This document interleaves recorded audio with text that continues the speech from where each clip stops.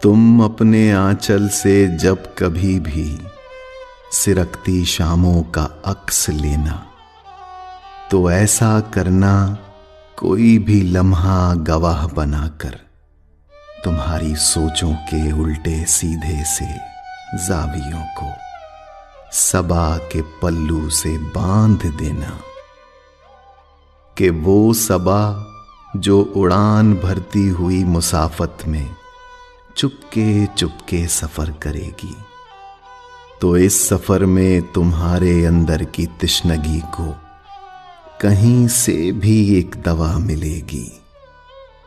दवा भी ऐसी तुम्हारे अंदर का जख्म भर दे, तुम्हारी हस्ती के ख्वाब गर को शिफा मिलेगी।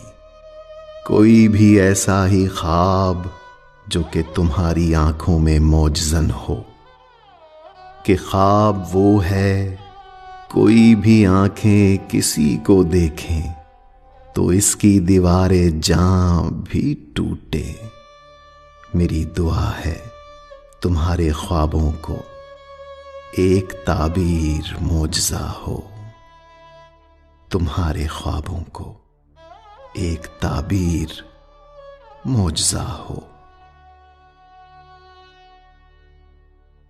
समर खान जाज़िब।